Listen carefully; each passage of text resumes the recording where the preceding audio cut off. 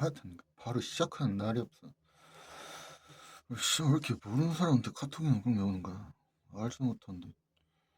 그냥 거기서 나 누구세요라고 보내려다가 씨발 또 저번에도 계속 그 저라고 그냥 신경 쓸 그치 신경 쓸 그런 그딴 것도 없어가지고 그냥 바로 지워버렸는데. 아니 씨발 모르는 새끼를 자꾸 나면 번호를 바꾸던가 해야지. 모르는 새끼 이렇게 많아. 그냥 누구세요 물어볼 수 있지. 근데 씨발 자꾸 그냥 지금 그렇게 약간 신경 쓰기 일일이 그냥 신경 쓰 귀찮아. 다 필요 없어. 씨발 지금 내 주변에 뭐 몇 명 뭐 빼고는 내 주변에 뭐 나랑 뭐그 있는 사람이 뭐가 있다고 씨발 그냥 다 어차피 하나는 다 없는 거지. 아니 좀 그냥 싹 다 꺼졌으면 좋겠다 그냥. 씨발 것들 자꾸 이 씨발 것들 쟤다쳐 죽여버려. 씨발 것들 어디다 대고 자꾸 쟤 버려졌다. 씨발 것들 자꾸 인격도 다쳐 죽여버려.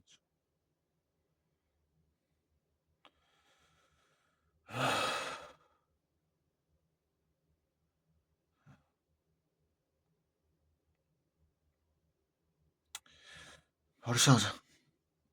입금과 송금의 기속시행 챕터 6단 드디어 이제 진단 나간다. 설명의 개념칙에 따른 손익인식 기준 기업회계에서는 회계연도 단위로 경영성과를 측정함으로 수익과 비용, 귀속식에 대한 기준이 필요하다.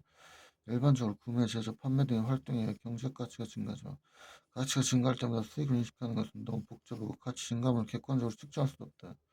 이에 따라 기업회계에서는 회계 연도 단위로 경영성과를 측정함으로 수익과 비용의 귀속식에 대한 기준이 필요해. 그러니까 연도 단위로 측정하니까 일종의 수익과 비용이 어떻게 어느 시기에 귀속이 되는지에 대한 기준이 필요한 거야. 일반적으로 구매, 제조, 판매 등의 활동에 경제적 가치가 증가해.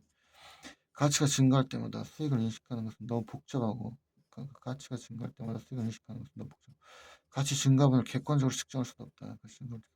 이에 따라 기업회계에서는 경제적 효益유익 등으로서 자산이 증가하거나 부채가 감소하고 그 금액을 신뢰성 있게 측정할 수 있을 때 이에 따라 기업회계에서는 경제적 효익이 유입됨으로써 자산이 증가하거나 부채가 감소하고 그 금액을 신뢰성 있게 측정할 수 있을 때 수익을 인식한다. 비용은 경제적 효익이 사용 또는 유출됨으로써 자산이 감소하거나 부채가 증가하고 그 금액을 신뢰성 있게 측정할 수 있을 때 인식한다. 수익과 직접 관련하여 발생한 비용은 수익 비용 대응 원칙에 따라 수익을 인식할 때 대응하여 인식하며 수익과 직접 대응할 수 없는 비용은 재화 및 용역의 사용으로 현금이 지출되거나 부채가 발생하는 회계 기간에 인식한다. 자산으로부터 효익이 여러 회 기간에 걸쳐 기대되는 경우 이와 관련하여 발생한 비용 체계적으로 합리적인 배분 절차에 따라 인식한다. 5단계 2018년 1월 1일부터 적용되는 새로운 수익 기준은 KIFRS 제110 1111이고 고객과의 계약성 재활 판매, 용역 제공, 이자, 로열티 등 모든 유형 계약에 적용되며 포괄적 단일 수익 인식 기준 5단계 수익 인식 모형 시작 5단계 수익 인식 모형은 다음과 같다. 이거를 내가 저번에 전에 남해서 이걸 거의 달달 외워가지고 완벽히 진짜 문제 푸는데 이거 그냥 바로 다 대입해서 풀었었는데 다시 그 이상으로 다시 돌려놔야지. 아무튼 뭐 그때 속도가 얼마 낮다고 해서 그 중에 아니라 지금은 그 훨씬 비교도 안 되게 이상으로 수준 확 끌어올려놔야지. 그때 빠르다 문제가 아니라 열심히 반복해가지고 그때 비교도 안 되게 수준 확 올려놔야지. 확 올려. 계약의 식별 수행 의무의 식별, 거래 가격의 산정, 거래 가격을 수행 의무의 배분, 수행 의무의 이행시 수익 인식, 그러니까 계약에 먼저 식별하고 수행 의무의 식별한 다음에 이것 따른 거래 가격을 먼저 산정했고 그다음에 배분했고 그다음에 수행 의무 이행시 수익 인식했어. 맞아. 기업은 한 시점에 수행 의무를 이행할 수도 있고 일정 기간에 걸쳐서 수행 의무를 이행할 수도 있다. 다음 중 어느 하나를 충족하면 일정 기간에 걸쳐 수행 의무를 이행하는 것이므로 그 기간에 걸쳐 수익을 인식한다. 기업이 수행하는 대로 가지고 고객이 효익을 동시에 얻고 소비하는 경우 수행하는 대로 고객이 효익을 동시에 얻고 소비하거나 기업이 만들거나 가치를 높이는 대로 고객이 그 자산을 통제하는 경우 기업이 수행하여 만든 자산이 기업 자체에는 대체 용도가 없고 지금까지 수행을 완료한 부분에 대해 집행 가능한 지급 청구권이 기업에 있는 경우에는 그 기간에 걸쳐 수행을 인식한다. 일정 기간에 걸쳐 수행 의무가 인식되지 않는다면 그 수행 의무는 한 시점에 이행되는 것이므로 고객이 약속된 자산을 통제하는 시점에 바로 수행을 인식한다. 법인세법 이게 회계에서는 법인세법도 사업연도 단위로 소득을 계산하므로 입금과 송금의 귀속 시기에 대한 기준이 필요해. 손익을 자의적으로 기술시킬 수 있다면 소득 수행 같아도 이거 지멋대로 막 할 수도 있으니까 수익이 달라져서 높은 세율을 적용해 결손금을 임의로 공제해 조세 부담을 줄일 수 있기 때문이다.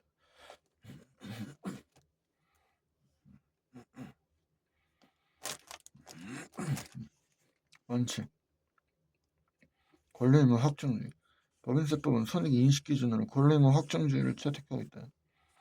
권리의무 확정주의란 입금을 수취할 권리가 확정된 시점에서 송금은 지급할 의무가 확정된 시점에서 인식하는 것을 말한다. 그렇죠? 따라서 미확정 수익과 비용은 세법상 입금과 송금으로 인정되지 않는다. 미확정된 것. 법인세법은 기본적으로 권리 의무 확정주의니까 권리나 의무가 확정됐을 때 인식을 하는 거야.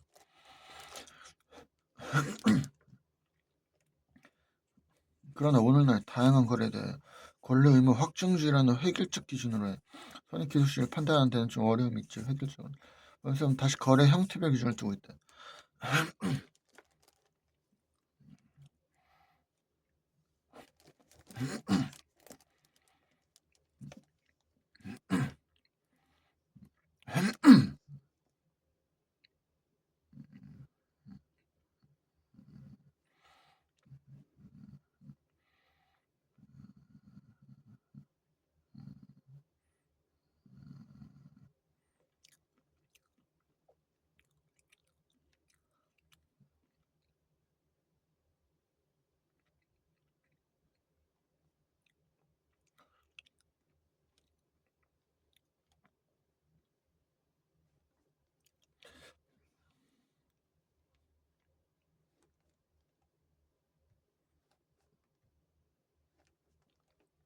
거래 형태별 손익 자산의 판매 손익 원칙 자산의 판매 손익 이거 자산의 판매 양도하는 요런 거래 형태 손익 기속시는 다음과 같다. 일반 매출일 때는 재고 자산을 인도한 날에 재고 자산 부동산을 제외하고 일반 매출 왜냐면 부동산도 따로 일반 매출 그러니까 부동산을 제외한 재고 자산을 인도한 날에 일반 매출 인도한 날 납품 계약 스탁 가공 계약 수출 납품 계약 또는 스탁 가공 계약에 의해 물품을 납품하거나 스탁을 받아가지고 가공하는 경우 계약상 인도하여야 할 장소에 약속된 장소에 보관했으면 인도됐다고 보는 거지. 직접 인도를 안 해도 거기 인도하기로 한 약속 장소. 다만 검사 조건부인 경우에는 검사를 완료해야 되니까. 수출은 계약상 인도해야 할 장소에 보관하는 날 이것도 똑같이. 수출 계약이 별도의 명시가 없으면 선적일이지. 그러니까 인도해야 할 뭐 이런 게 없으면 일단 선적을 할 때 일반적으로 수출했다고 보는.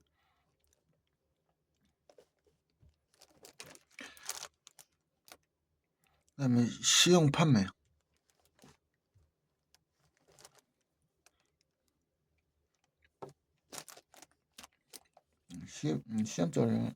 시험용 판매.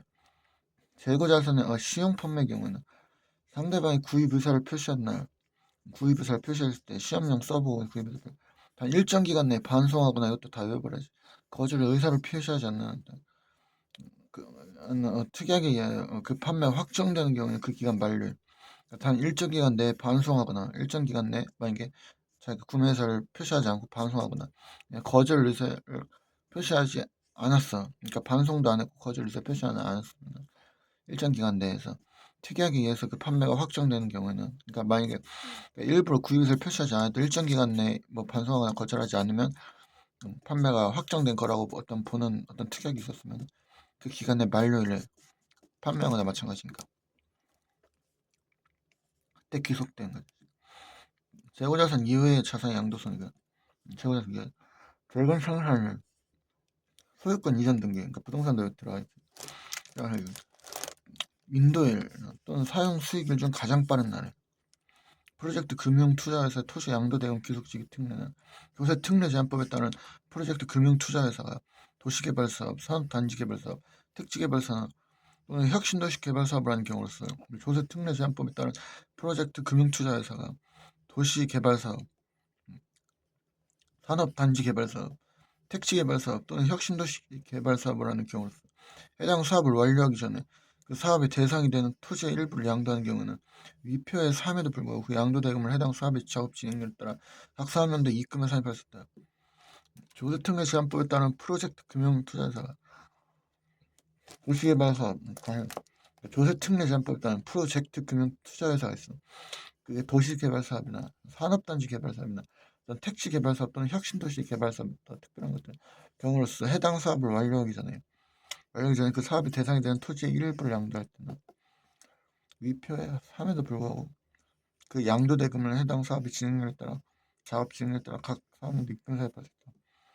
양도한 대금을 해당 사업의 작업 진행률에 따라서 각 사업연도 입금을 할 수 있다. 왜냐면 이 프로젝트 금융투자회사는 일종의 투자 전문회사인데 한번 조금 좋았다 해.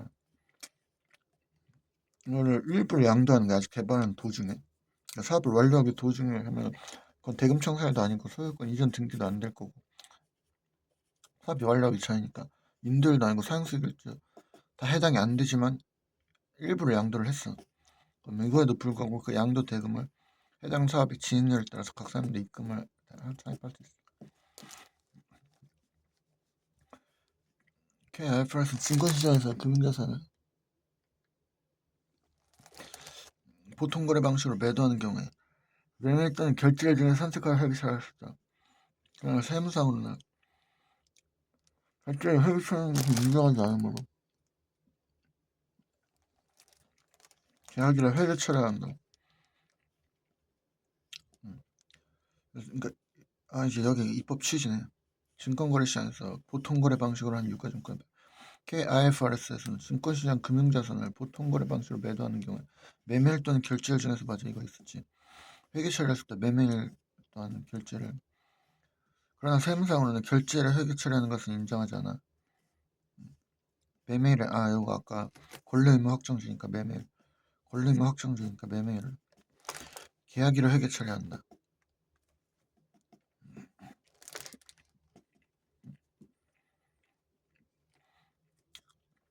그다음에 이제 위탁 매매 같은 경우는 수탁자가 자산을 매매했을 때 보통거래 방식으로는 유가증권 매매되고 증권시장에서 증권에 따라 보통거래 유가증권 매매하는 매매 계약을 체결한 날 권리 의무 확정주니까 권리 의무 확정주가 기본이 되니까. 그리고 이거 내가 약간 오류를 가지거나 약간 잘못 이해한 것들은 나중에 다 정리해야지. 하면서 나도 계속 새로 오류가 생길 수 있으니까 오류가 생기면 나중에 다음 컴에 정리. 매출 할인 약정에 의한 지급길이 정해지지 않은 경우에는 실제 지급일이 속하는 사업연들 매출에서 차감. 그러니까 약정에 의한 지급길의 매출 할인. 근데 지급길이 정해지지 않은 경우에는 실제 지급일이 속하는 사업연들 매출에 차감. 예를 한번 보면 자산의 판매가 수출 1월 때 11월까지 제1개 11월 5일에 상품을 100달러에 미국 선적지 인도기준소가 수출 계약을 했다.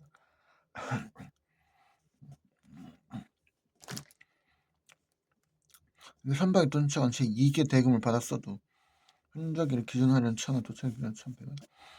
얘가 1개는 회계 처리하지 않고 매출에 이거를 2기 환율로 계산한 경우 입금으로 매출로. 이건 아까 말한 것처럼 권리 같은 경우 수출은 애초에 선적지 기준이니까 따로 양도할 그런 장소가 정해지지 않으면 선적을 12월 5일 했으니까 이거는 1기의 매출로 봐야죠. 2기 때는 매출이 아니죠. 환율은 아마 1기 때 걸로 해야 되고 세법상은 그러니까 이거니까 입금상의 매출채권 유보를 해. 요때 이제 입금 불산 매출채권 여봐요. 외환채 만을 매출액으로 회계 처리했다. 관련해서 당기순이고 적정합해서는 뭐 이건 계정 과목만 바꾸니까 외환채 세무 조정을 하진 않아. 어차피 세법은 얘한테서 세금만 뜯어내면 되니까 입금이 얼마냐 총액이 중요한 거니까 계정 과목이야 지가 바꿔야 되는 거. 업무 추진비 한도 계산 시에는 제1개 매출 도락 10만원 수익금액 포함하고 제2개는 수익금액에서 차감한다. 한도 계산 시에는 현재는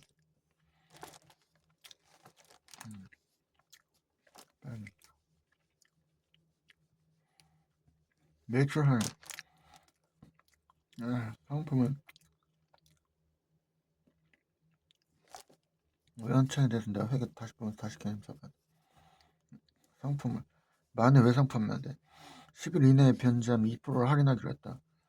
이게 매출하면 대략 9,800을 받으면서 얘는 승낙법으로 회계처리하는 경우를 주장하시죠. 그러니까 매출 할인 같은 경우는 지급일 있으면 지급을 하고 아니, 약정이 있으면 약정을 하고 약정이 없으면 지급일인데 약정이 있네.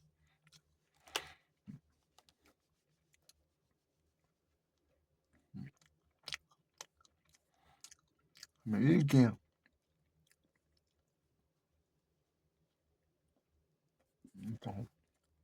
일등상이고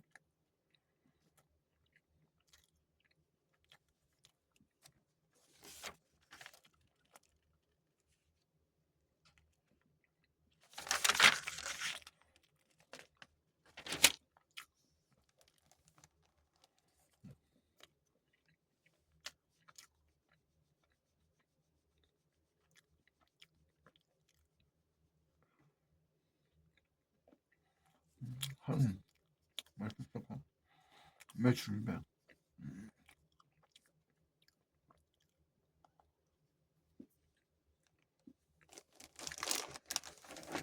이건 다 정확한 이건 정확히 다시 물어보든지 이건 다시 정확히 알아야겠다. 다시 또 보니까 다시 또 헷갈리네. 정확히 알아 다시 정확히 알고 가야겠다. 다시 정확히 알아야 매출 위탁 판매 제 1기 12월 15일 위탁 판매 상품 10개를 비에게 적송했다.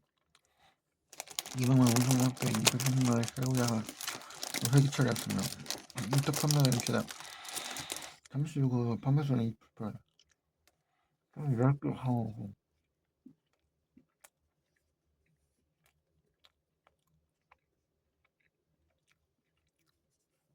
아니네. 그래서 이게 오늘 일주 살았으니까 일주 거야.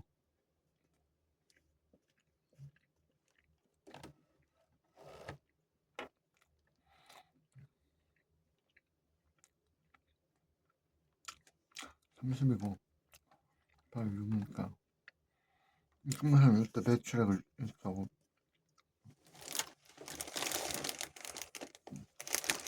그러면 매출 원가 상품 기당 10만원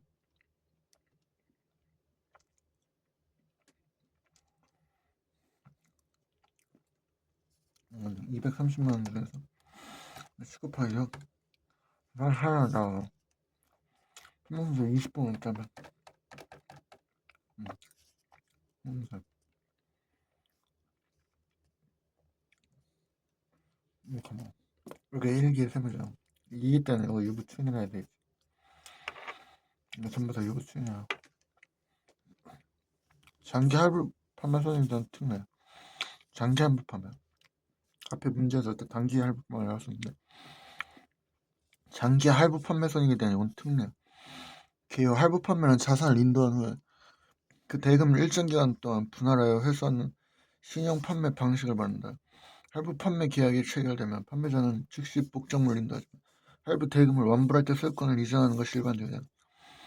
기업회계는 장기 할부 판매 손익을 인도 시점에서 수익이 실현된 것으로 봐 받기로 한 대가를 현재 가치로 평가해요.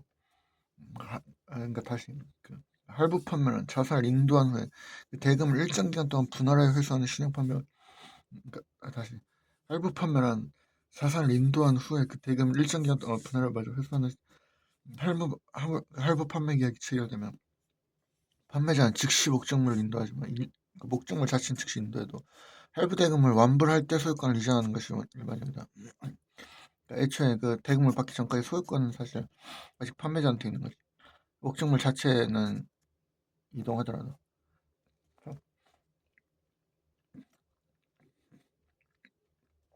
기업회계는 장기 할부 판매 손익을 인도 시점에서 수익이 실현된 것으로 봐 받기로 한 대가를 현재 가치를 평가하여 수익을 인식하고 그치. 그러니까 그 장기 할부 판매되고 있으면 이거를 그러니까 받기로 한 총액에서 현재 가치 개수를 구해서 현재 가치를 구해가지고 현재 가치를 수익을 인식하고 나머지 현재 가치 할인 차금을 이거에 대해서 이자 수익을 인식하고 그래서 계속 삼각형 하죠. 금융계산 할 때도 그랬고. 다만 현재 가치 평가가 어려운 점을 고려해서 KIFRS를 적용하지 않는 중소기업은 명목가치 인수기준 또는 회수기를 도래 기준으로 회계 처리할 수 있다. 그러니까 회수기를 도래 기준으로 수익을 인식하던가 아니면 명목가치 인수기준을 장기할부 조건의 범위 법인세법상 장기할부 판매란 그 장기할부 양 대금을 2회 이상 분할해서 요거에 대한 기준이 되는 게 대금을 2회 이상 분할해 회수하고 그러니까 2회 이상 2회 적어도 2회 이상은 분할해서 회수. 그리고 할부 기간이 1년 이상이어야 돼. 그러니까 1년까지는 되고 1년 이상이어야 돼. 할부 기간은 목적물 인도기예요. 인도길 부동산 소유권 이전 등기나 인도일 또는 사육수준이 빠른 날이지. 여기도 똑같이 됩니다. 그러니까 소유권 이전 등기나 인도일 또는 사용 수익 그러니까 사용 수익일 중 빠른다는 부동산은 그렇고 왜냐면 이때 다 인도한 거라 보는 거야. 그다음에 보통 목적물 인도기일에 다음 날부터 최종 할부금의 지급기일까지 그러니까 목적물을 인도하고 나서의 다음 날부터 할부 기간은 그 최종 할부금의 지급기일까지 기간을 말하는 거죠. 할부 기간. 최종 할부금. 그러니까 일단 내가 목적물 넘겨놓고 다음 날부터 시작해가지고 최종 할부금의 지급 딱 기일을 했을 때까지 기간이 할부 기간인 거지. 요게 1년 이상이어야 돼. 이 이상. 그러면 장기 할부 조건이 되고 요러면 특례가 있습니다. 장기 할부 조건에는 자산의 판매 양도선이 기록됩니다. 법인세법은 장기 할부 판매선이며 명목가치 인도 기준을 인식하는 것을 원칙으로 한다. 현재가치 안 하고 명목가치로 하는 법인세법. 그러나 결산상 현재가치 인도 기준을 회계처리한 기업의 세무조정이 부담. 근데 왜냐면 요새는 거의 다 현재가치로 회계를 처리하니까. 근데 세무조정의 부담을 덜어주기 위해 기업 회계 기준에 따라 현대가치 인도 기준을 회계 처리한 경우는 이를 수용하여 세무조정을 하지 않도록 하고 있다. 이러면 이제 이 장기 할부 조건 때는 인정해주는 거죠. 장기 할부 거래에 대한 인도 기준을 적용해 인도한 사업연대 매출손이 과세하면 할부 판매 대금을 일부만 받았으므로 세금 납부에 어려움이 있다. 인도 기준은 목적물이 인도했을 때니까 인도했을 때 그 사업연대는 일부만 받으니까 장기 이에 따라 인도한 사업연대 회수기를 도래 기준으로 회계 처리한 경우는 이를 수용하여 회수기를 도래 기준으로 명목가치 이런 평가 금액을 입금해 그 자산장부 송금한 세금 인도에서 인도한 사업연대 결산 회계 처리한 경우는 이를 수용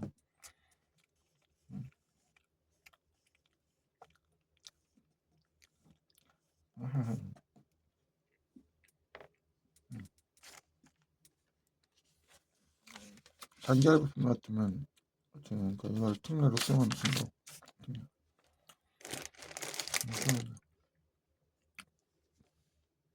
그 회수기를 도래 기준의 적용 방법 인도 전에 받은 할부 인도일 기속이야. 그러니까 인도 전에 만약에 그러니까 그 목적물 인도하기 전에 받은 할부금은 인도일 기속이야. 왜냐면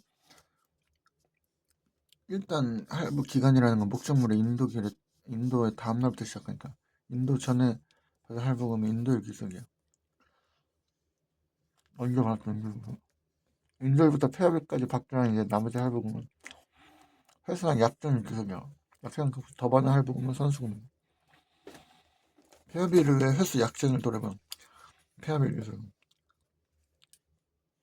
세계 조율서 계약이 인도일의 기속. 요 사이에 그러니까 지급된 건, 요 사이에 지급된 거는 회수 약정일 기속. 요 나중에 지나가지고 한 건 폐업일 기속. 중소기업의 회수 기일 도래 기준 선택 허용.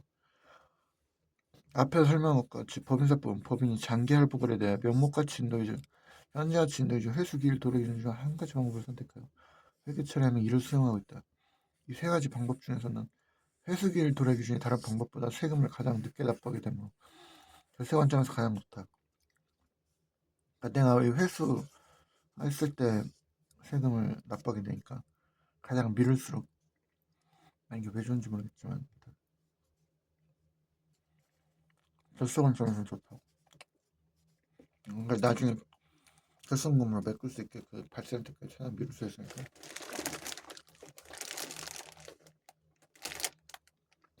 그런데 2011년에도 있던 KIFRS에서는 그 장기 할부 매출에 대해 현재 가치 인도 기준으로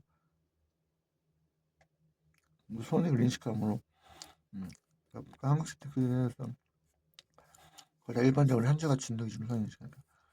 적용하는 중소기업은 장기 할부 결상 회수기를 돌리기 회계 처리할 수 없게 됐어. 이제 그건 무조건 강제화됐어. 이따라 중소기업은 적용하는 회계 기준에 따라 조세 비율이 달라지게 돼요. 2011년부터 중소기업은 장기 할부 매출에 결상 회계 처리 관계없이, 그러니까 내가 결상 회계 처리를 어떻게 했던지 간에 이거를 신고 조정할 수 있도록 했어. 지가 선택해서. 그러니까 중소기업 같은 경우는 좀 영세한데 얘가 결산상 회수기를 도로 기준으로 회계 처리해서 좀 절세를 하고 싶은데, 한국재택 기준을 채택하게 되면은 강제로 현재 가치 할인 차감으로 회계를 해야 되니까. 그렇다고 한국재택 국제 회계 기준을 적용 안 할 수도 없고 이래요. 그러니까 좀 근데 이제 혜택을 준 거야. 회계를 어떻게 했던 회수기를 도로 기준으로 신고할 수 있다. 원칙은 명목가치 인도 기준이고, 아까 결산 특례 결산상 현대가치 인도 기준 회수기를 도로 회계 처리한 경우에 수정하는 거예요. 장기 할부일 땐, 단기 할 때 아니고 1년 미만일 때 아니고. 중소기업은 결산상 회계 처리에 관계없이 회수기를 도로 기준으로 신고 조정할 수 있어. 회계 처리에 오류가 발생하는 경우에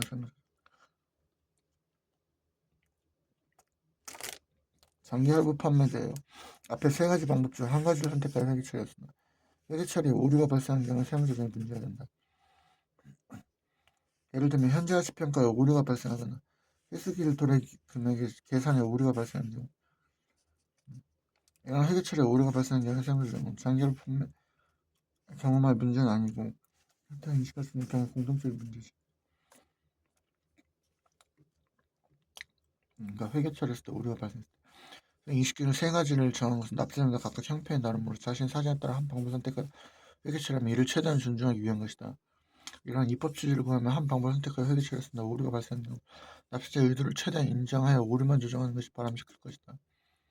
이와 같이 하는 것이 납세자의 사정에 따라 회계 처리를 선택하도록 한 법 규정의 입법 목적에 입법돼요. 예측하지 못한 오류 발생 시에서 의도하지 않은 손익인식 기준 적용에 따라 부당한 재산권 침해도 방지할 수 있기 때문이다. 국세청과 기획재정부도 이와 같이 하기 위해 그러니까 실수나 이런 것들에 대해서 그런 거에 의해서 영향을 받지 최대한 않도록. 이거야 뭐 실수를 막 뜯어먹어야 되는 그런 게 아니라 나라는 정당하게 세금을 받아내야 되니까. 실수나 이런 걸로 인해서 기업이 너무 큰 부담을 지게 되면 그것도 사실 안 되는 거니까.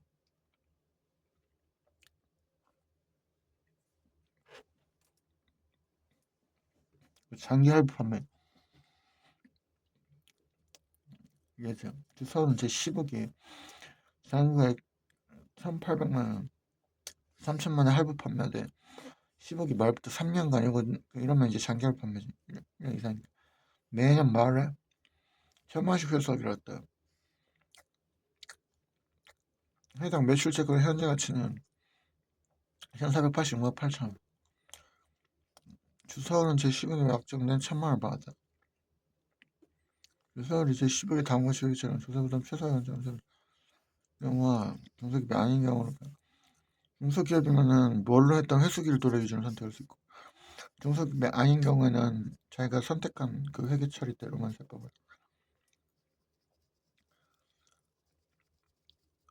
법인세 최소의 관점이면은 뭐냐 매출이 제일 적은 게 좋지. 입금이니까 최대한 이해한다는 게 좋지. 회계 처리 이렇게 했다는 거야. 회계 처리 이러면 오류 발생했어.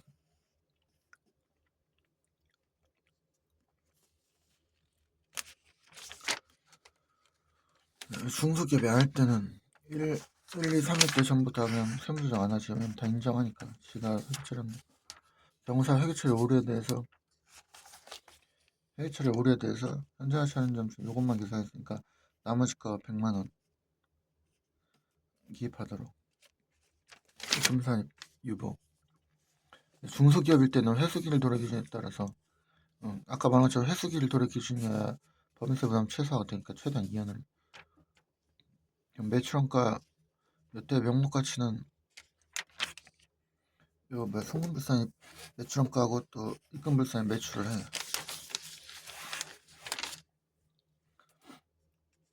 근데 그 중에서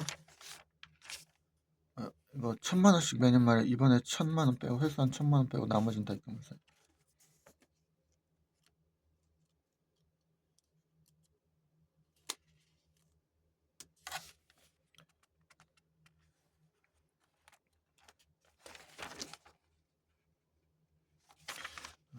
그다음에 이제 현재 가치 인도 기준으로 했을 때도 매출원가 똑같이 나가고 매출은 그 입금불산이 1,000만원을 채운 나머지 1,000만 이거 매출 입금불산 해주고 이자 수익도 유보할 수 있어. 회수기 일도래 기준 일단은 상관없고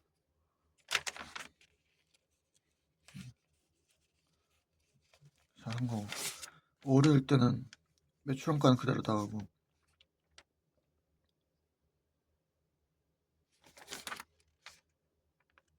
현재 가치니까 매출원가 나가고 올해일 때 요 이자 수익을 요것만 계산했으니까 이번에는 계산한 것만 유보시켜.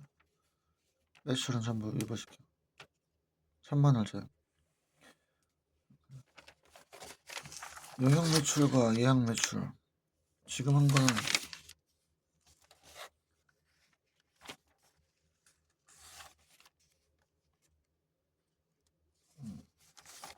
지금 한 거는 자산의 판매 손익이었고 그러니까 한마디로 어떤 자산이 있을 때 그거를 팔았을 때 손익이었고 이번엔 용역 자산이 아니라 용역 매출과 예약 매출 용역한 매출 그 다음에 예약 매출은 진행 기준으로 손익을 인식하는 것이 합니다. 왜냐하면 용역이나 예약은 어떤 자산을 한 번에 넘기는 거라기보다는 용역 때 일한 거에 따른 매출이고 예약한 매출이니까 진행한 거에 따라. 왜냐하면 용역 매출 계약의 거래 상대방 대가 제공기간 등 수익 인식이 필요한 요소가 확정되면 용역을 제거하면 청구권이 발생하므로 용역 제공의 수익 인식이 결정적 사건이 되기 때문이다. 이에 따라 기업회계에서는 용역 매출과 예약 매출 손익을 진행 기준으로 인식하되 KIFRS를 적용하지 않는 중소기업은 제공기간 1년 내 용역 매출과 예약 매출을 완성 기준으로 인식할 수 있도록 있다. 또 특례를 준 거지. 이거를 적용하자. 법인세법은 용역 매출과 예약 매출에 대하여 진행 기준으로 손익을 인식하되 예약 매출과 중소기업의 단기 영역 매출에 대한 특례 기준을 두고 있다. 진행 기준을 할 때 일반적으로 역시 중소기업의 단기 영역 매출, 예약 매출법에 대한 특례 기준을 두고 있어. 손익인식 방법, 원칙, 용역 매출에 대하여 법인세법은 장, 단기 구분 없이 진행 기준에 따라 손익을 인식한다. 일반적으로 다만 법인이 비치 기재한 장부가 없거나 비치 기재한 장부의 내용이 충분하지 않으며 당해 사면도 종료할까지 실제로 소요되는 총 공사비 누적 또는 작업시간 등을 확인할 수 없는 경우에는 그러니까 얼마나 진행된지 총 공사비 누적이나 작업시간 등을 확인할 수 없는 경우에는 완성 기준, 양미출은 인도 기준에 따라 손익을 인식한다. 그러니까 장부가 불충분해가지고 내가 어떤 명확한 어떤 진행의 그런 진행도를 내가 알 수가 없으면 완성 기준에 따라 손익을 인식하는 거지. 그러면 사실 완성 기준이니까 그렇죠. 이거 봐야 돼. 그 종전의 법인세법은 단기 영역 매출 포함에 대해 결산상 완성 기준으로 회계처럼 세무 조정을 하지 않았다. 이는 단기 영역은 용역 지원 기간이 짧아서 진행 기준으로 손익을 인식하면 오히려 얻는 게 별로 없지. 워낙 짧으니까. 진행률을 일부러 안 살펴봐도. 근데 2011년에 도입된 KIFRS에서는 단기 영역 매출도 진행 기준으로 손익을 인식하므로 요거 한국주택기준에서는 단기 영역 매출 진행 기준으로 요거 고가격 수익합니다. KIFRS를 적용하는 중소기업은 결산사 완성 기준으로 회계 처리할 수가 없어. 한국주택하면 강제로 되니까. 이에 따라 중소기업은 적용하는 회계 기준에 따라 주세 부담이 달라지게 되니까 이거 똑같이 결산 회계 간사 없이 완성 기준으로 승가할 수 있도록 하였다. 예약 매출 특례 따라 그 목적물 인도를 속하는 사업연대 수익과 비용으로 계산한 경우는 인도일에 속하는 사업연대 수익과 비용으로 계산한 경우는 목적으로 인도일에 속하는 사업연대 손익에 산입할 수 있어. 말한 것처럼 예약 매출일 때는 저거 뭐 단기 영역 매출 때 완성 기준 입법 취지 기업회 기준에 따라 예약 매출에 대해 인도 기준으로 손익을 인식한 경우 세무 조정을 하지 않을 수 있도록 하니 일반 기업 회계 기준에서는 아파트 분양 수익을 진행 기준에 따라 인식한다. 그러나 KIFRS에서는 아파트 분양 계약에 대하여 진행률로 수익을 인식하기 위해서는 기업이 수행하여 만든 자산이 기업 자체는 대체 용도가 없고 대체 용도 수행을 완료한 부분에 집행 가능 지급 청구권이 기업에 있어야만 진행률로 해가지고 고액가 계약 수익에 따라서 아파트 분양 계약의 경우 기업의 수행을 완료한 부분에 대해 집행 가능한 지급 청구권이 없을 수도 있고 KIF에서 적용 아파트 분양 수익을 인도 기준으로 인식할 수도 있다. 이에 따라 아파트 분양 수익을 인도 기준으로 인식한 경우 그러니까 그 한국주택 기준할 때는 만약에 아까 수행을 완료한 부분에 대한 집행 가능한 청구권이 없다면 인도 기준으로 인식해야 되니까 인도 기준으로 인식한 경우에 세무상 진행 기준에 따라 세무 조정을 아까 말한 것처럼 진행 기준으로 하면은 얘는 회계는 인도 기준으로 하고 세법상 무조건 진행 기준으로 하게 되면 부담이 매우 커지게 되지. 아까 말한 것처럼 지급 청구권이 없는 경우도 많으니까 집행 가능한 지급 청구권이 없을 때 그 회계 기준에 따라 인도 기준으로 회계 처리한 경우에 세무 조정할지 말지를 기업이 선택할 수 있도록 있어. 용역 매출과 예약 매출 기록 시기는 원칙은 진행 기준. 다만 기장 불비로 총공사비 누적 또는 작업시간 등을 확인할 수 없는 경우에는 완성. 중소기업인 법인을 수행하는 계약기간 1년 미만인 경우에는 인도 기준 선택 가능. 기업 회계 기준에 따라 그 목적으로 인도에 속하는 사람들 스크 비용 계산 경우 인도 기준 선택 가능.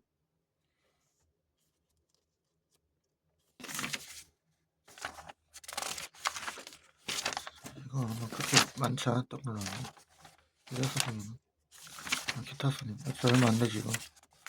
5단원 얼마 안 돼. 그럼 5단원 빠르게 풀고 몇 번 반복을 하다 하고 오늘 그러면 원래 하루에 하나씩 하려고 했는데 오늘 잘하면 평가까지 나왔을 텐데 근데 평가는 조금 길어.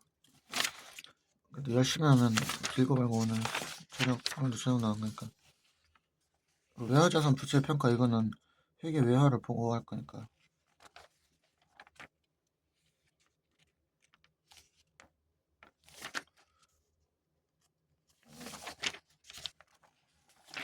아마 평가까지도 가능할 것 같은데 그러면 이번 주에 그러면 내일 반반은 어떻게 하고 감가상각 대선도 나가면 아마 이번 주에 잘하면 부담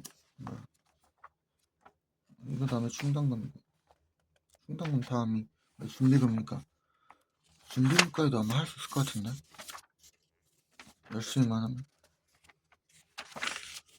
그러면 꽤 많이 하는 건데 이번 주 안에 끝내면 여기까지만 달달하면 그러면 맨 앞에 총식부터 여기까지 달달 10단원 준비금까지는 달달 된다는 거죠. 참 그 다음에 이제 다다음 주에 부당행 계산 때 들어가면서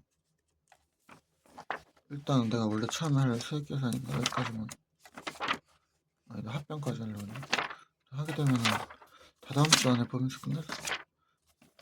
끝내고 달달달달 해놓고서는 이거 뒤에 이거 좀 남은 거만 남겨놓고 일단 남겨놓고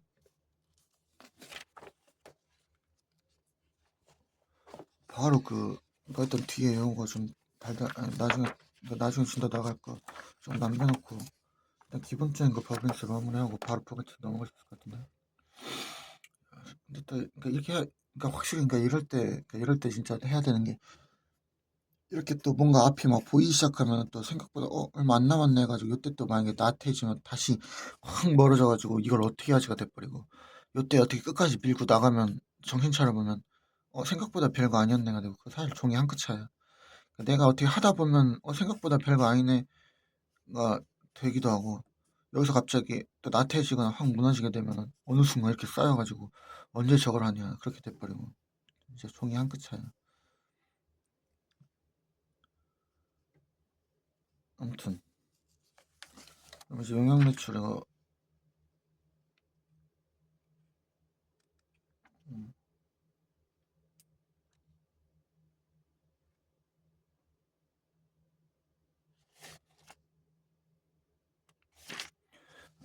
그래서 그 진행 기준을 적용하는 건 다음과 같이 계산한 공사 수익을 입금, 이에 대응하는 공사 원가를 성공사에 판다.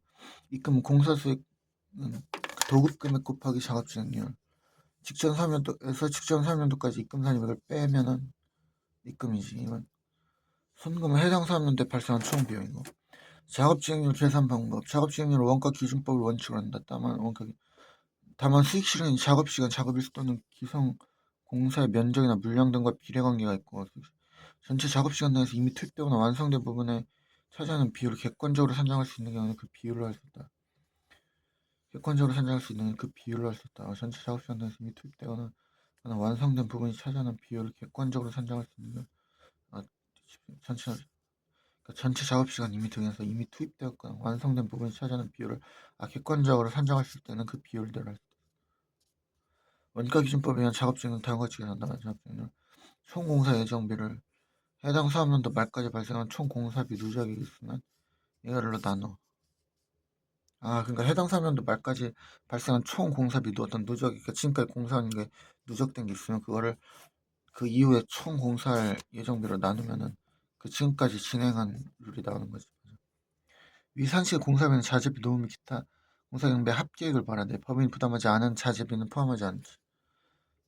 제가 작업 진행을 했던 총공사 예정비는 기업 회계 기준에 따라 합리적으로 추정한 공사 원가를 말한다. 예약 매출의 용지비. 예약 매출에 대해 진행 기준을 적용하는 경우 토지 취득 원가는 작업 진행률 계산에 포함하지 않는다. 토지 취득 원가는 작업 진행에 따라 안 분할해 송금해서 진행 기준을 적용할 때 토지 취득 원가는 작업 어떤 원가 비에 안 포함시키잖아. 취득 원가는 그냥 작업 진행률에 따라서 안 분해가지고 송금해.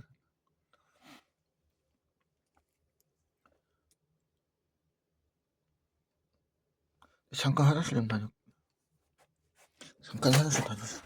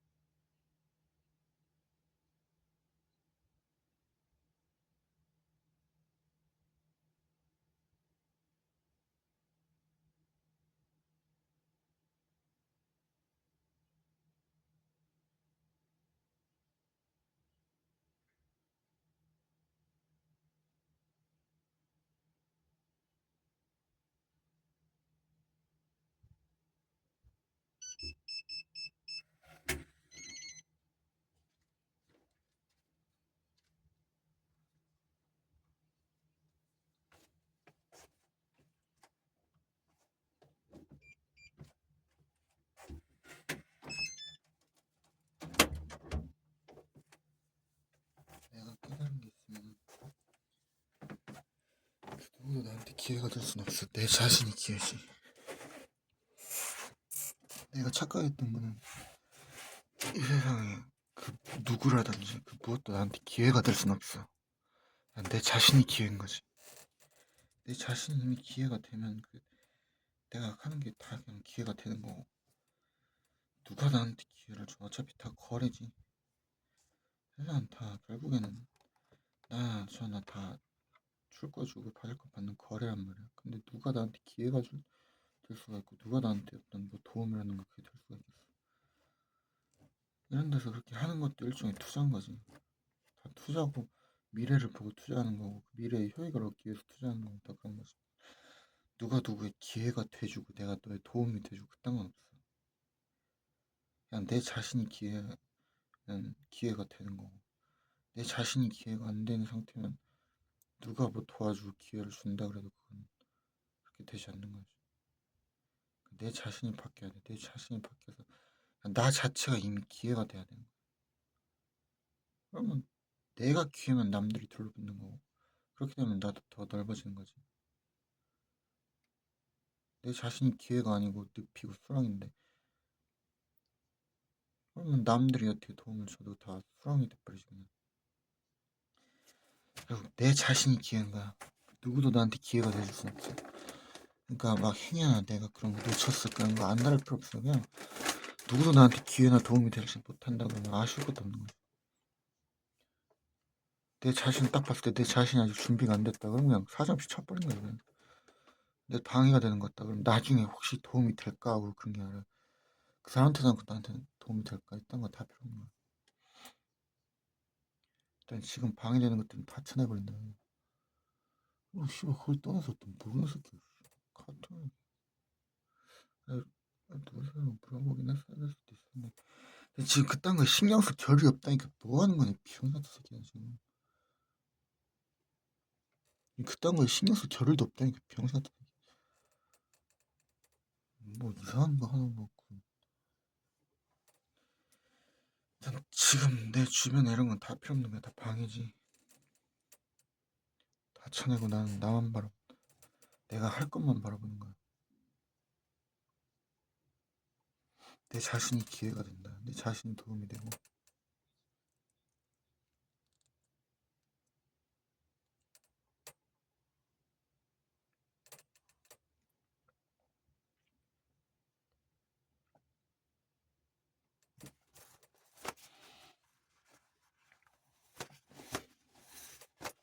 영역 매출에 대한 예제.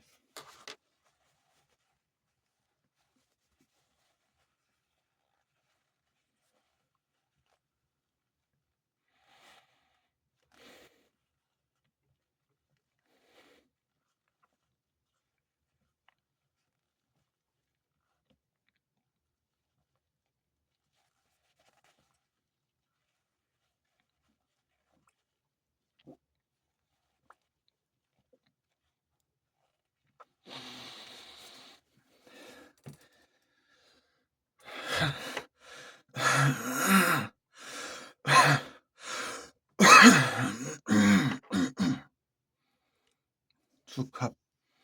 이제 11기 4학년대 다음 자를 참고로 물음에 답하시오.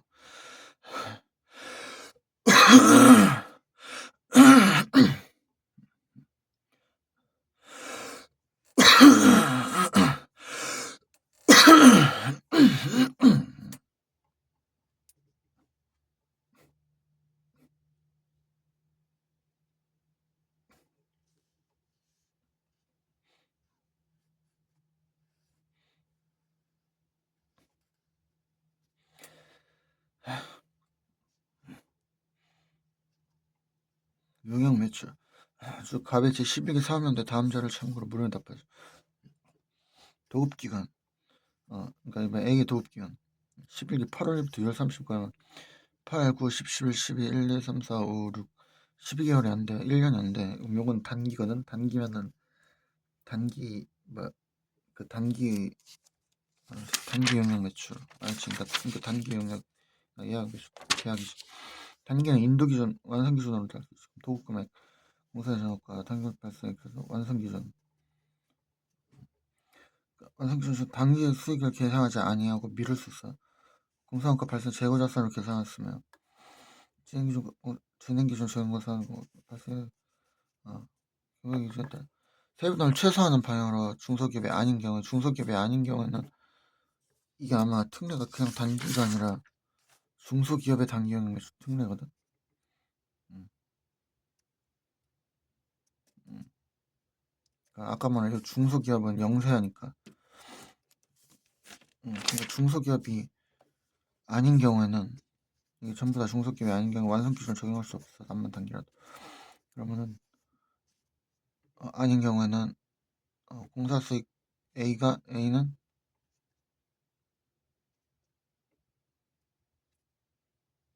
그러니까 이번 11기지. 11기는 뭐, 도급 금액이 200만 나누기 단기 공사 발생 원가 40, 그러니까 진행률은 아까 단기 공사비 총 누적액에서 총 공사 예정비니까, 그러니까 결산상, 그러니까 그 단기의 공사 원가 발생액에서 총 공사 예정 원가를 나눈 게 진행률이니까 나누기 1600, 40 나누기 160, 곱하기 200 하면 50만 원. 이번에 입금 산입이 50만 원, 수익이 도급금액 유보. 그다음에 공사 원가 A 그 다음에 이제 공사원가는 이번에 40만 원 유보 처분이 되고, B는 진행 기준을 쓰니까 그냥 냅두는 거고, C도 완성 기준을 D도 냅두는 거고, C도 완성 기준이니까 바꿔야 되지.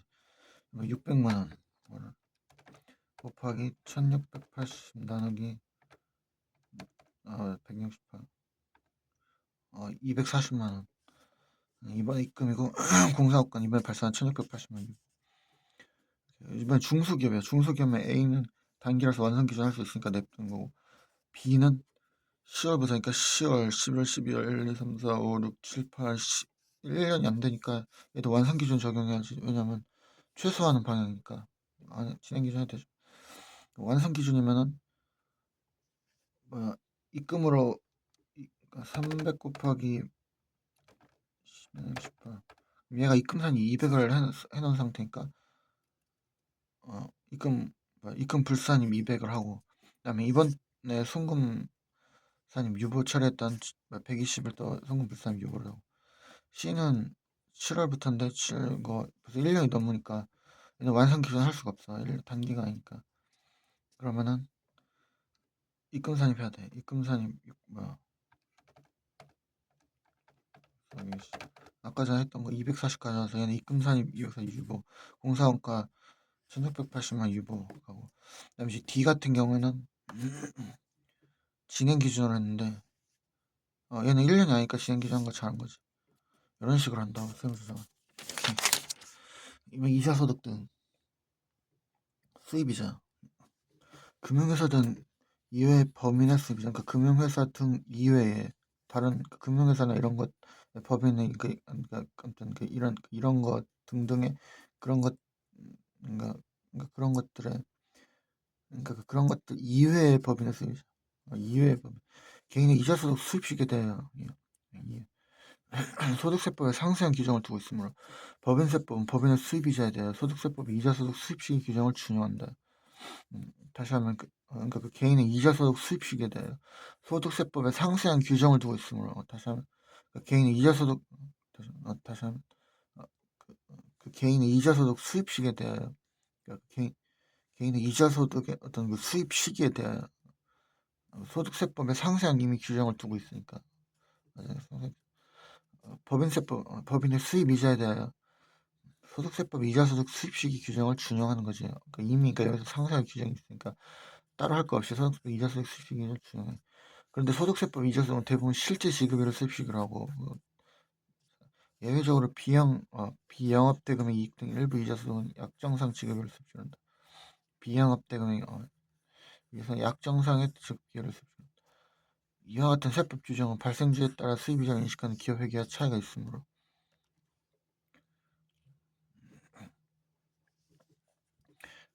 이건 발생지에 따라, 그러니까 한마디로 얘는 실제 지급일에 따라서 약정상 지급인데, 기업회계는 발생주에 따라 수입이 제한 시간이 있으므로 기업회계 차이를 제외 확정할 때 기속시기가 도래하지 않은 기관 경과금 미수이자가 있다면, 그러니까 만약 결산을 확정할 때 아직 기속시기가 도래하지 않은 기관 경과분 미수이자가 있다면, 기간이 경과된 미수이자가 있다면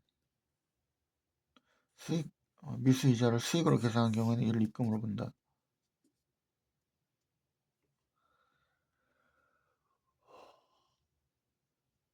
원천징수 업무의 혼란을 방지하기 위해 법인세법상 원천징수 대상 이자는 기간 경과 미수이자를 계산해도 입금으로 보지 않고,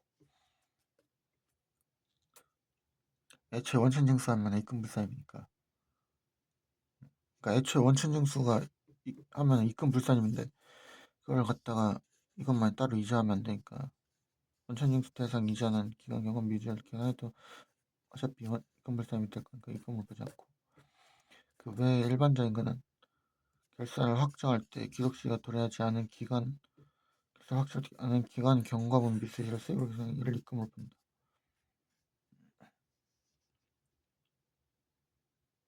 그러니까 이게 실제 지급일에서 아직 받지 않은 이자도 이미 기관 경과분 발생지에 따라서 하는 거와 차이를 하기 위해서 발생한 이자라면 수익을 입금으로 본다. 만약 계상을 했을 때는 원칙 소득세법 이자세 수입시 예외 기관 경험 미수를 계산한 경우에 계상은 4학년도 입금을 보되 법인세법상 원천징수 대상 입금을 보지 않음. 입금 인정 미수이자 계상 여부에 따라 원천징수 금액이 달라졌어. 그래서 그런가. 미수이자 계산 여부에 따라서 원천징수할 금액이 달라지니까 원천징수 업무가 복잡해진다. 그래서 그렇다고. 맞아, 그치. 아무튼 이에 따라 배운세법상 원천징수에서 이자는 기간 경험 미수이자를 계상해도 이를 경우 보잖아. 이자 수익 예금이 그러니까 예제품은 그 제1기초에 원 국내에서 예금 가입하고 제1기 말에 기간 경험 미수이자 만원을 계산한 경우 국내에서 예금 가입하고, 근데 아마 이거 소득세법 갈 때는 소득세법이 아니라 그거 때는 그 법인에게 국내에서 지급하는 예금의 이자는 모두 법인세법상 원천징수 대상이야. 그러니까 국내에서 지급하는 예금의 이자는 국내 지급 예금 이자는 모두 법인세법 원천징수 대상이야. 예금에 대한 그래서 이거 예금에 대한 기간 경과분 미수이자는 아까 말한 원천징수 대상이니까 인정하잖아. 예금 가입하고 계산했을 때 입금 부산 미수이자 일부. 대여금 이자는 11월 20일 국내 자금대고 이자 15,000원을 10월 20일부터 매월 20일에 받기로 일기 결산 시 시금 약정을 도래본 15,000원과 약정을 미드래본 기간 경과 5,000원 수익으로 계산한 경우 세무조정.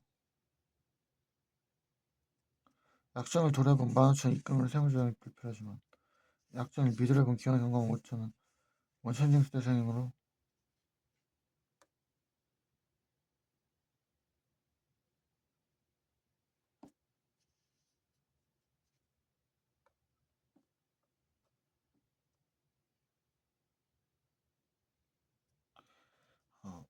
이건 원천징수인지가 한번 다시 봐야지. 그러니까 이게 뭐가 원천징수 대상인지 원천징수 대상이 아닌지 이거에 대해서 지금 내가 다시 헷갈리고 있으니까 이건 다시 봐야 돼. 국외자 제 1기 7월 1일에 그냥 아버지랑 하면 좋은 점이 뒤로 갔다가 왔다 갔다 보면서 볼 수 있어요. 근데 내가 어차피 나도 일단은 목걸 따서 그냥 쭉 다 어차피 다 뒤에까지 볼 거니까. 그러니까 아버지랑 하면 뒤에 왔다 갔다 할 수 있어서 좋긴 하지만 또 내가 하면 그만큼 모르는 거 했다가 내가 직접 봐서 할 수 있으니까 또 그만큼 확 다시 올라가는 게지. 참 좋네. 그리고 이미 이거는 내가 한번 거쳐간 길이니까 한 번이 아니라 이거는 내가 이미 한번 거쳐갔던 길이니까 다시 찾는 거 어렵지 않지. 그게 제1기 7월 1일에 제국자회사의 자금을 대하고 제2기 이자분 200을 받기로 함. 그게 이제 제1기 결산식 기간 경과분 이자 100을 미수이자로 계산 경우 채무조정 100을 세무조정 그게 이제 법의 원천징수 대상이 아니야. 그게 이제 결산상 기간 미수이자를 계산하면 입금으로 인정해 주는 거지.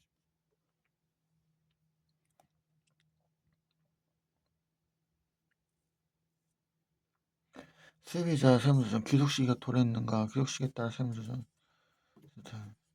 너 미수이자 계산했는가 세무조정 원천징수 대상인가 아니면 그리고 미수이자 예금이자 일단 미수자 입금부자 세부상 불필요하고 금융회사의 수입이자 금융 및 보험업을 영위하는 법인의 수입이자는 현금주의에 의한다. 현금주의에 의한다. 얘네들은 보험이나 이런 거 현금을 그렇게 좋아해. 난 웃겼던 게 보험 영업하는 애들이랑 보험 회사랑 이 직원이 아니라 자영업이라고 쳐놓고 또 했던 웃긴 게 얘네가 어떻게 팔던지 간에 이 보험 회사 자체는 지들이 절대 손해 안 보는 구조로 돼 있어가지고 이게 참 사람 갈아 넣어가지고 하는 거니까 보험 회사 이 새끼들은 회사 자체는 절대 손해 안 보려고 영업하는 놈들만 죽어나가는 거지. 잘하면 같이 나눠갖고 못하면은 얘만 죽어나가고 거의 뭐 다들 열심히 사는 거죠. 다만 선수이자는 기간 경과에 따라 수익을 인식하며 결산을 확정할 때 이미 경과한 기간에 대응한 이자와 할인액을 수익으로 계산한 경우에는 금융회사 등 이외의 법인과 동일하게 처리한다.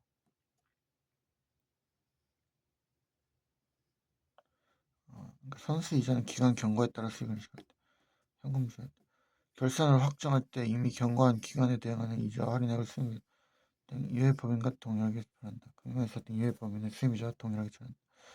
경과한 걸 올렸을 때는 원래는 기간 경과에 따라서 하는 거죠. 현금 주식한 선수번째 예, 기간 경과은 미세에서 계산상 입금을 보되 원천 징수대상 입금으로 보지 않아. 이건 지급이자 지급이자의 귀속 시기는 수입이자의 귀속 시기가 속한 사업연도로 한다. 지급이자 귀속 시기도 수입이자와 같이 실제 지급일이나 수입이자 지금 약정상 지급일을 뭐라고?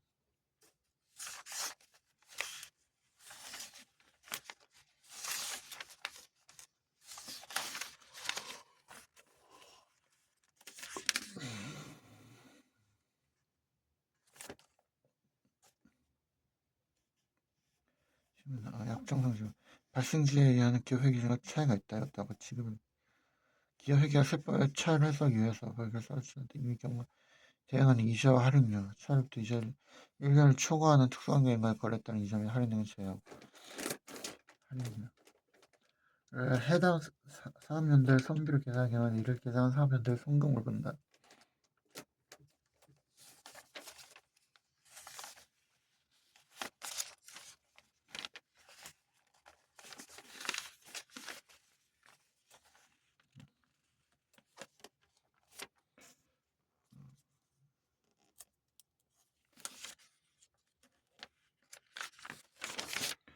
지급자에 대한 사용상 예제 특수관계인이 아닌 자로부터 아까 1년 이상 특수관계인으로부터 특수 거래했다는 이자 및 할인료 제외 1년 초과한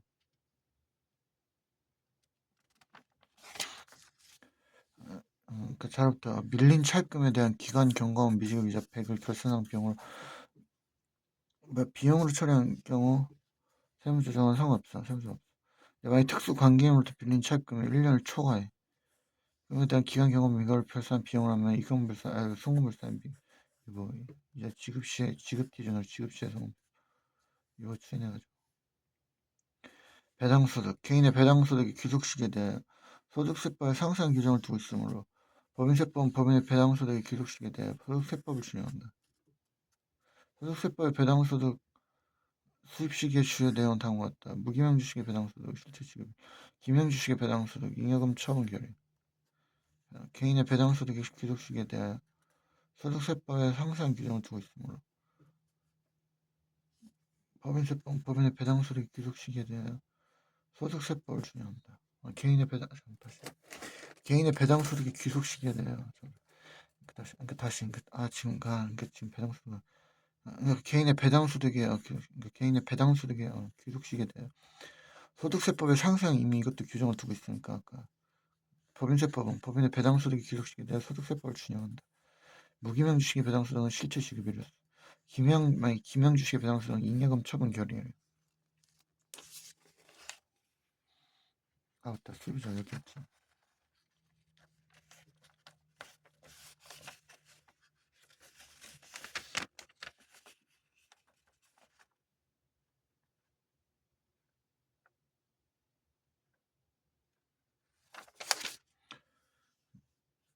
배당수를 주 A는 9월 25일에 취득한 외국법인 주가 2012월 20 현금 배당금 100을 받고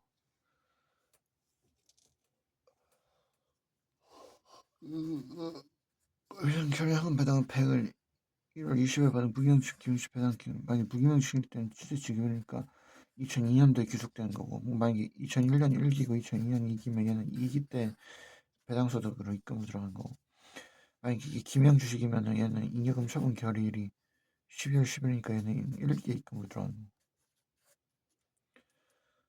왜냐면 무기명일 때는 이름 그러니까 내가 어떻게 할 수가 없으니까 그건 지급한 걸 추적해서 들어가는 거고 기명일 때는 이렇게 안 하니까 잉여금 처분할 때 이미 거기서 이미 귀속이 됐다고 보는 거고 무기명은 잘 모르는 상태니까 일단 지급을 했을 때 잘 모르는 상태니까 지급을 했을 때 금융보험업을 영위하는 법인의 보험료, 부금, 보증료, 미수술 보증료나 수수료의 기속 시기는 그 보험료 등이 실제로 수입된 날에 속하는 사업연도를 돼 선수보험료 등 미리 받은 보험료 등 제외한다. 다만 그 법인 결상을 확정할 때 이미 지나기가 대한 보험료 등 수익으로 계산한 경우에 그래서 계산한 사면도 입금을 본다. 그 기간 경과분 수익을 계산했을 때는 계산 사면도 입금. 이자소득 등 귀속시기 특례 투자매매업자 또는 투자중개업자가 정형화된 거래 방식으로 증권을 매매하는 경우 그 수수료의 기록사면들 매매계약이 체결된 날이 속한 사면들은 그 매매계약이 체결할 때 저 수수료를 따라갔다고 보고 사면들은 투자회사 등이 결산을 확정할 때 증권 등의 투자와 관련된 수익 중에 이미 경고한 기간에 대응하는 이자 및 할인 등과 배당소득을 해당 사면대 수익을 계산한 경우에는 위 1 및 2, 3의 기준에도 불구하고 그 계산한 사면대 성공을 한다. 본문 1 및 3에도 불구하고 보험회사 또는 투자도시보증공사, 보험계약 또는 시행보증 계약과 관련하여 수입하거나 지급하는 이자 할인액, 보험료 등으로서 책임준비금 산출에 반영된 항목은 보험회계 기준에 따라 수익 또는 손실 계산 사면도 입금 또는 이관한다.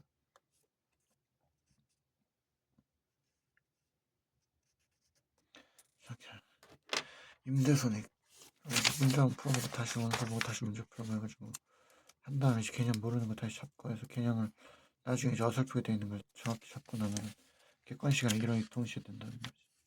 그럼 미친듯이 반복해서 먼저 문제가 자연스럽게 풀리도록 그 다음에 다시 원서 이름 잡는 거지. 깎아내는 거. 전체 일단 틀을 잡아놓고 그 틀을 어느 정도 다시 이렇게 흐트러지지 않도록 완벽하게 잡은 다음에 그 군데군데 비어진 걸 하나씩 디테일적으로 추적해서 들어와서 하나씩 이제 그러니까 전부 메꾼 다음에 메꾼 거를 다시 전체적으로 이렇게 한번 잡고 그 다음에 이제 제대로 한번 싹 전체로 틀을 완벽히 굳혀놓으면 실력이 되는 거죠. 그렇게 깎아 나가는 거야. 임대손익 자산의 임대로 인한 입금과 송금의 기록 시기는 다음과 같다. 임대료 수익경이 단기인 경우, 임대료 수익경이 1년 이하인 경우에는 계약상 정해진 지급일 단기일 때 지급일이 정해져 있지 않은 경우 실제 지급일 기록 시기를 한다. 그러니까 약정상 지급이라고 계약상 지급. 그게 약정상이 없을 때 실제 지급. 다만 결산을 확정할 때 이미 지나게 임대료 상당가 이때 기간 경과분 계산액을 계산한 사면 된다. 임대료 수익경이 장기일 때는 1년 초과할 때는 회계 처리와 관계없이 이미 지난 기간에 상당가에 대응하는 비용을 입금 것은 임대료 수익 기간이란 임대료 지급 약정부터 그 다음 임대료 지급 약정을 약정기. 예컨대 임대 기간을 3년을 하고 임대료 지급 기간 그러니까 임대료를 내가 지급해야 되는 기간이 아니라 지금 약정부터 다음 임대료 지급 임대 기간 3년을 임대료 3개월마다 바뀌는 게 임대 지급 기간 3개월인 거지. 그럼 이건 단기인 거고 만약에 임대료 그게 1년 뭐 몇 개월마다 임대료 바뀌려 했다 그럼 그건 장기인 거. 그러면은 이미 지난 기간에 대응하는 건 다 그거 성금인 거지. 기간 경과. 임대순위 기속시 단기일 때는 원칙은 계약성 지급일이지만 얘는 기간 경과분을 비용을 결정해 성금을 장기 1년 초과할 때는 기간 경과분을 무조건 1년 이상을 장기라거나 임대기간 1년 초과 장기자를 위하여한다.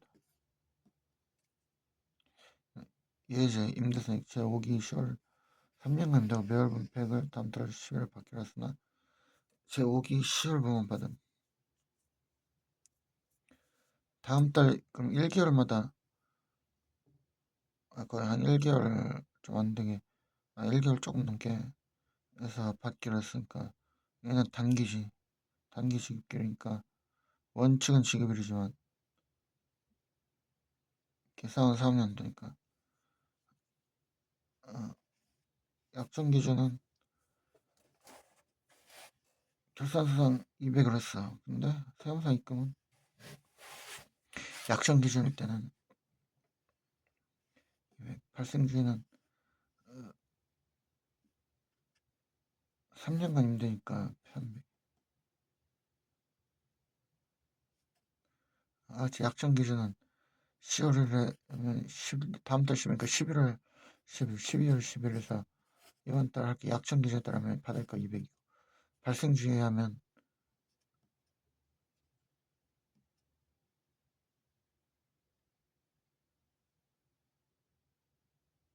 발생주의에 하면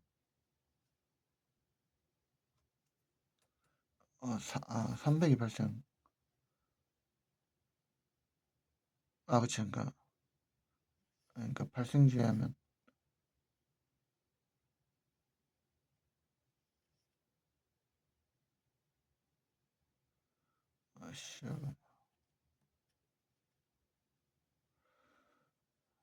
그치. 그러니까 3년간 임대하고 매월분 임대료 팩을 그치.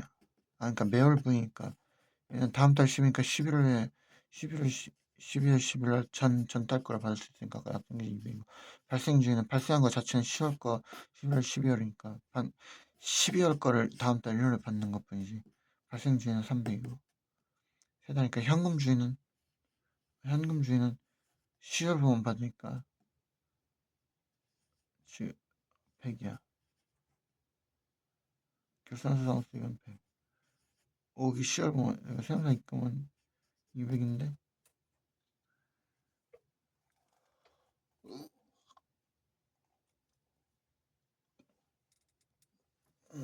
3년간 장기니까 기간 경과분 임대료 그 대응하는 비용을 입금 가서 기간 경과분은 기간 경과분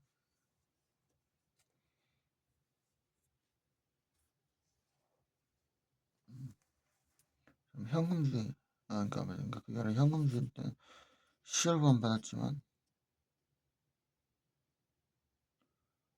맞아 그게 단기지 그러면은 세무사 입금은 여기 있다 그러니까 그 실제 그러니까 그 계약상 지급일 그러니까 아마 약정 기준에 따른 거니까 200.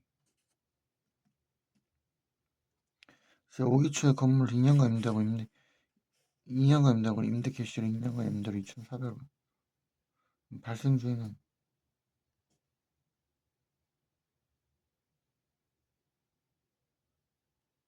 2년간 임대했으니까 2년간 임대로 2,400을 받음. 그러면 이번 게 1년 거 발생한 거고 현금주의는 2,400 받은 거 결산상이지만 세무상 입금은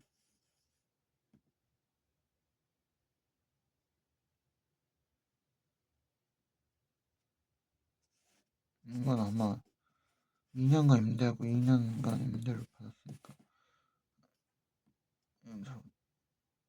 단기가 아니죠.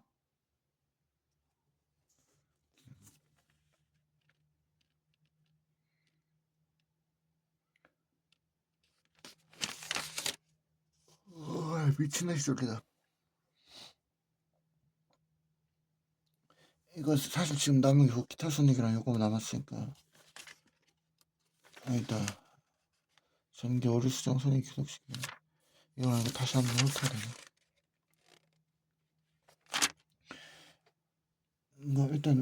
일단은 여기까지 하고 일단 녹화는 완료는 아니지만 녹화는 완료치고 거의 다 봤습니다.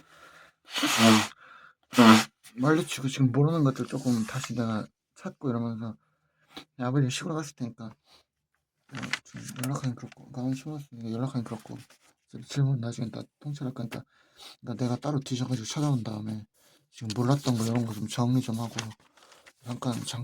잠깐만 한 5분만 졸고 이런 거 다시 정리 좀 하고 뒤에 부분 내가 다시 보고 나가지고 보고 지금 녹화 킬 때는 이제 저 객관식 이거 한번 푸는 거로 객관식 이거 기술식 풀 때 녹화 켜서 푸는 걸 일단 완료치고